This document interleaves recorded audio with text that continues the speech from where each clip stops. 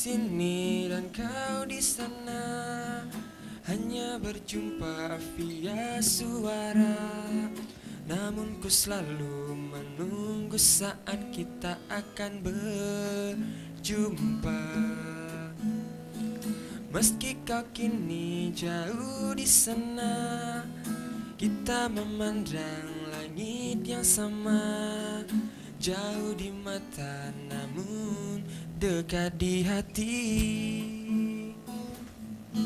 Terima kasih pemirsa, masih bersama kami dan juga masih dengan pemilih cerdas, ada Andre dan juga Wahidul. Andre,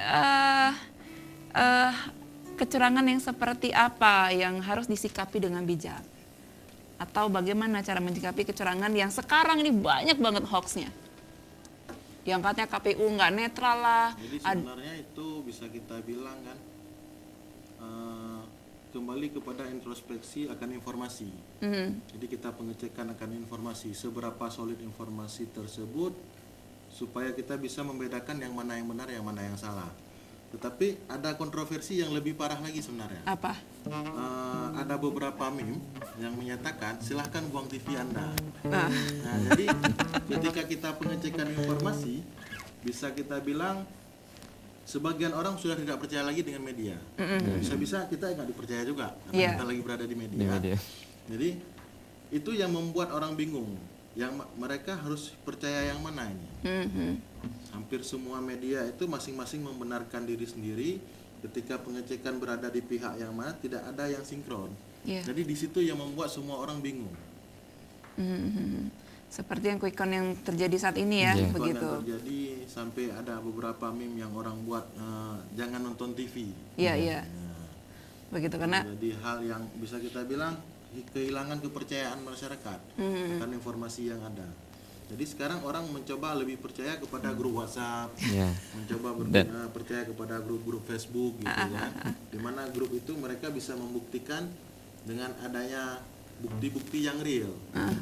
Jadi kepercayaan terhadap media sudah mulai minus sekarang. Jadi itulah sebenarnya yang salah. Artinya gini, kalaupun misalnya apa yang diberitakan tidak sesuai dengan harapan mereka, ya cukup jaga saja C1-nya kan gitu.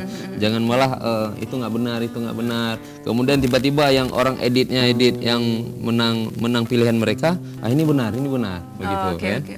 Nah, kalau dari pemilih cerdas sendiri, kegiatan yang kalian lakukan mulai dari menjelang sampai sekarang sampai kita menunggu hasilnya benar-benar apa nih? Ya, kita terus kalau di dapil ya, di masyarakat kita jelaskan supaya tidak terlibat konflik horizontal. Jadi jangan saling apa istilahnya ya, memecah belah lah di masyarakat. Karena kan mau nggak mau kita kan tetap dalam satu kampung, tetap dalam satu kecamatan. Kita akan bertemu dengan orang-orang itu terus gitu. Jadi jangan apa istilahnya, jangan terus menebar kebencian sesama. Itu yang kita dorong. Apalagi pasca pemilu ini dalam kompetisi kan ada yang menang, ada yang kalah. Ayo yang menang merangkul yang lain, yang kalah termasuk tim lah ya. Tim yang menang ayo rangkul semuanya, karena pembangunan juga kan pembangunan untuk masyarakat, bukan pembangunan pribadi. Begitu juga tim yang kalah, legowo, jangan melakukan hal-hal yang bisa merusak begitu. Baik. Nah, saya juga bisa berpesan, boleh berpesan mungkin kepada masyarakat juga, jangan terlalu menelan mentah-mentah sih. Jangan menelan mentah-mentah informasi yang memang belum tentu benar adanya. Apalagi ini tidak ada bukti-bukti, tidak ada link, maka itu hoax yang pastinya ya. Kemudian kinerja KPU yang memang saya rasa sudah sangat maksimal. Kita juga harus mungkin menghormati kebijakan yang ada di saat pemilihan ataupun saat pemungutan suara, perhitungan suara sampai nanti C1 juga begitu ya. Sampai nanti benar-benar kita akan melihat Indonesia dengan pemimpin yang baru. Artinya walaupun nanti Jokowi atau siapapun yang menang atau Prabowo, tetap dengan pemimpin yang baru, wajah yang baru begitu Indonesia.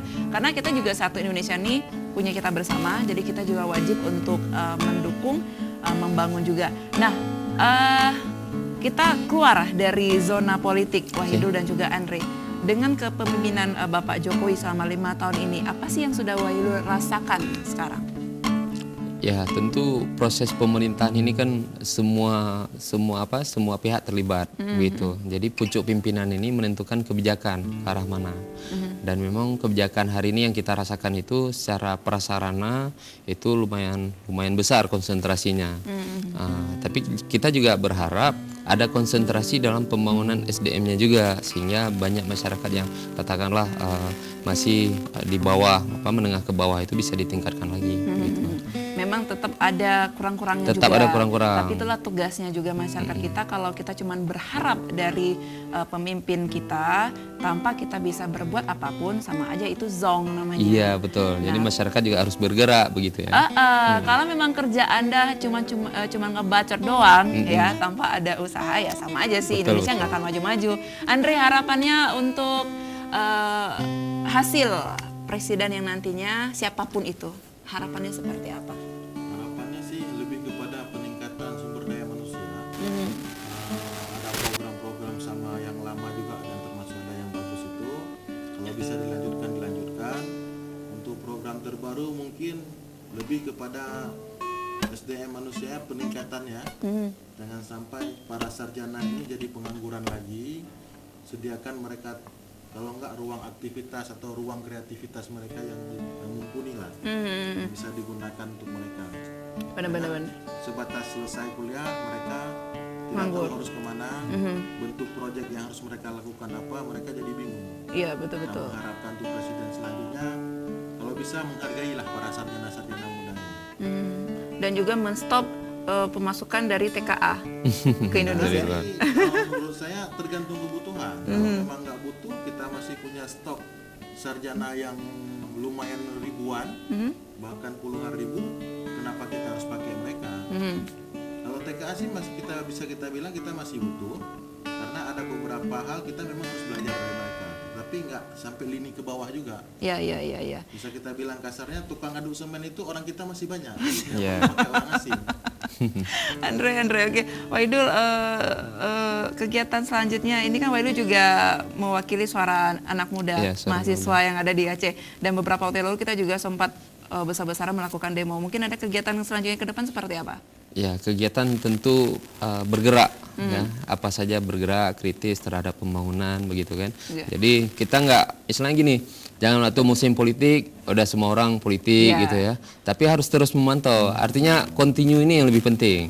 Jadi tidak hanya bahasanya gabung politik di saat pemilu, tapi kita juga harus gabung ataupun care, ya, bahasanya care dalam politik itu secara terus menerus. Jadi kita kawal siapapun yang terpilih, kita harus tetap kawal, baik kawal di DPRK, DPRA, DPR RI-nya, bahkan sampai ke presiden begitu. Dan upaya-upaya itu bisa kita lakukan dengan diskusi-diskusi, kajian kritis, kemudian ya mungkin kalau ada rapat dengar pendapat RDP dari DPR kita hadir. Jangan ini kita berkoar-koar di warung kopi, tapi di saat rapat dengar pendapat kita nggak hadir, begitu. Jadi kan banyak kanun-kanun, kalau DPR ini kan kanun yang harus jadi prioritas, itu yang kita kawal, begitu. Baik.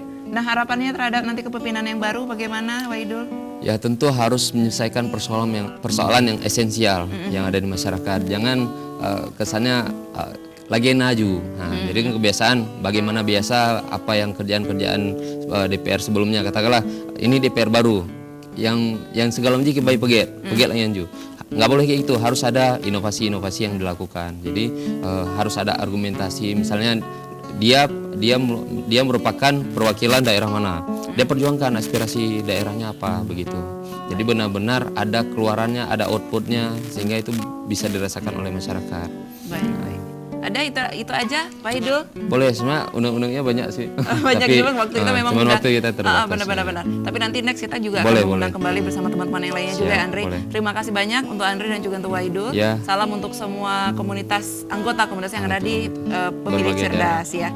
Ini harus bisa belajar banyak dari anak-anak muda ini. Nah, kalau untuk saya pribadi simple saja, mungkin karena jiwa saya emak-emak ya.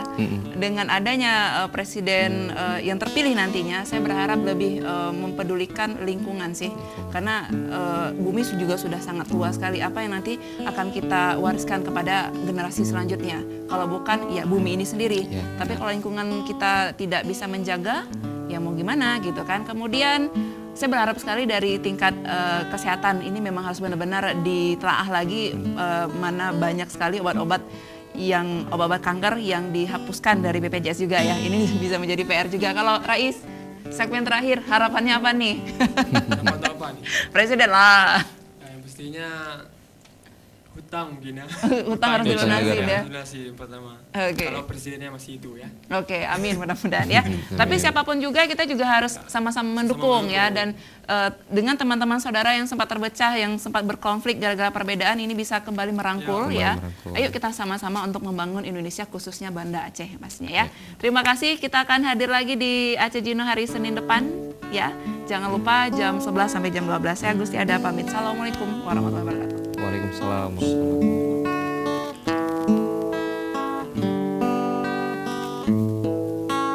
Denting piano kala jemari menari, nada merembat pelan di kesunyian malam saat datang rintik hujan bersama